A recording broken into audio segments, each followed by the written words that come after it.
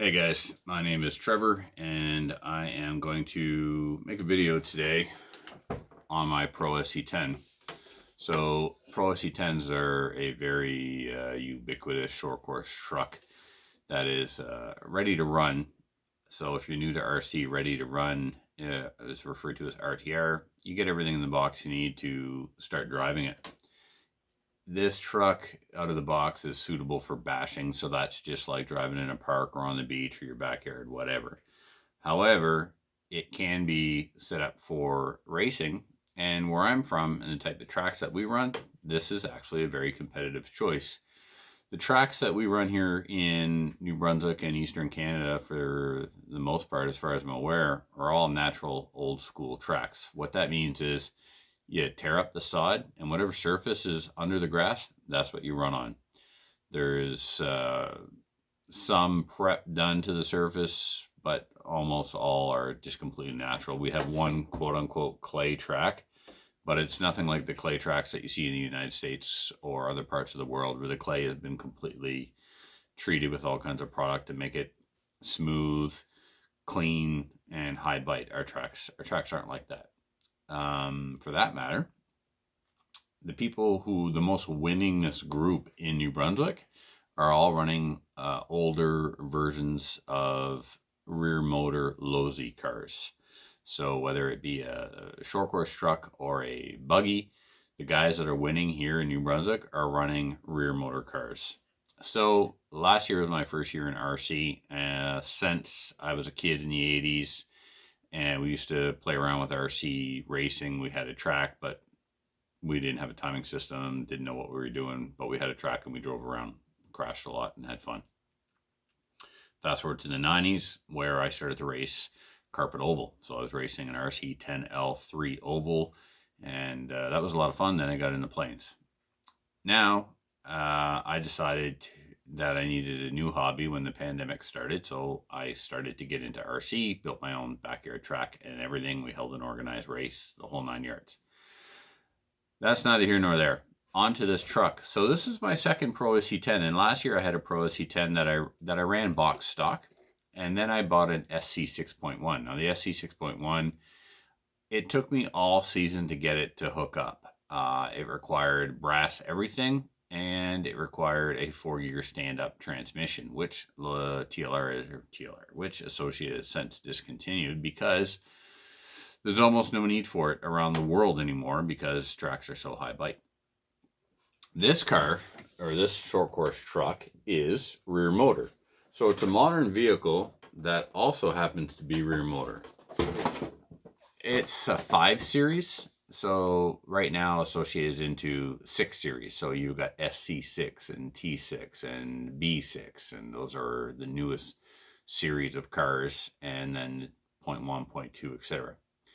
So what I did to this was, out of the box, I replaced as many parts as I could with 6 series parts. Reason is, 1, I hope that it'll improve the performance of this vehicle, but 2, I also have a schwack of spare parts. So I was asked to kind of do a video and talk about what exactly I did to this car, and maybe the rationale. Like, a lot of people would be like, that's not the right choice for my track, and depending on where you are, it may not be. But if you live in a region that is small like us, and the tracks are all backyard tracks, and there's only club racing, and you'd be lucky to get 10 to 15 guys show up at a race, then this truck and the modifications I did to it may be for you.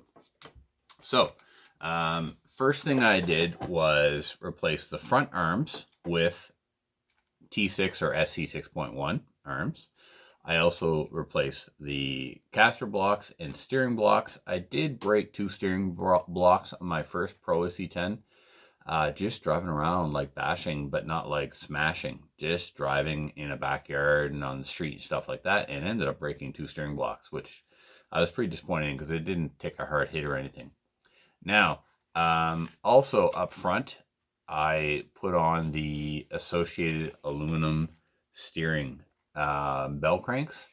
I left the rack plastic. Now I also did the same work to a B5. I call it my B5.6, and we'll cover that in another video. Shocks are the Kashima bodies and everything else that would be in a V2 12mm big bore shock. The shocks that come on this kit are okay-ish at minimum. They need to be tightened because they leak right out of the box. That's been my experience with both. And they need the bleeder caps, because bleeding shocks without bleeder caps can be done, but it's inconvenient. Okay, so there is a modification that has to be done to install these arms onto the front bulkhead. It requires both fitting, which means fancy word for sanding, and a shim. So the front of the arm up here, the inside edge, needs to be, or was it the, no, sorry, the outside. So the camera's never going to pick that up, but I had to sand the front of the arms here to make sure that the suspension moved freely without binding, and I had to put a shim in here. So I just used the shims that come with one of the 6 series kits that you would use for hub spacing, and they fit in there perfectly. So moving towards the back, this is where I'm most happy with the work that I did. I was able to find on eBay the aluminum chassis brace / ball stud mount. So that's the blue piece of anodized aluminum you see there. I did this because frankly, one, cool factor, and 2, adds a little bit of extra weight to the back of the vehicle. And also, I was able to score a aluminum C-block. Now, I'm surprised the aluminum C-blocks aren't more popular, given the fact that this is basically a no-prep drag car as well, the DR10. And the DR10 is really, really popular in no-prep drag racing, and there's a lot of companies making aftermarket parts for those cars, Exotech being one of them. But Associated has discontinued the aluminum C-block, so they're hard to find, and the pills that go inside are even harder. Now, why does this matter? Or why would you want this? So with the 6 series cars, you have an aluminum C-block and D-block with pills, inserts that go inside those, and those inserts facilitate the tuning of anti-squat and toe. Out of the box, the car comes with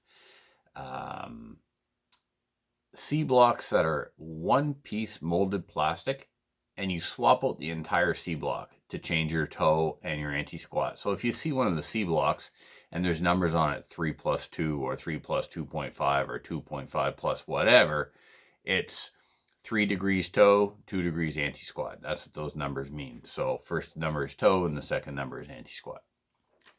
Also on here, I have the C-block. The inserts for the C-block have an arrow on them, and you can point the arrow in or the arrow out, and that again is to adjust toe.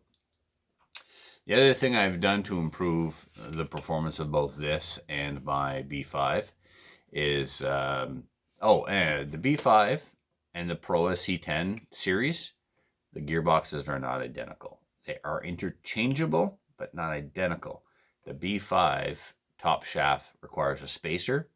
The ProSC10 gearbox top shaft does not. So if you're trying to upgrade a B5, just get your hands on a ProSC10 or a DR10 gearbox top shaft, and that will bolt directly to your B5 chassis. I know because I did it. The other thing I did was the idler gear in these gearboxes chip under just regular 2S use, and the first ProSC10 I had, I ran bone stock electronics, motor, speed control, everything, and I sold it at about halfway through the season, end of the season, and the guy I sold it to within a couple of days had a chipped idler gear, and that part's constantly out of stock and hard to get. But Exotech makes a metal one. I say metal as opposed to steel or aluminum. I think it's aluminum, but I can't be sure, so I'm just going to call it metal. But you can find that part on Exotech's website or AMAN's website and find out what the material is. You know, definitely a desirable upgrade, but since now the top shaft is metal and the idler gear is metal, does that mean that the stress is going to be transferred onto the diff gear and the diff gear is going to chip? Not sure. We'll see. Also, okay, now the suspension.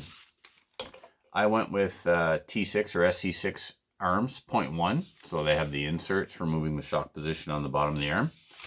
And I went with B74 hubs.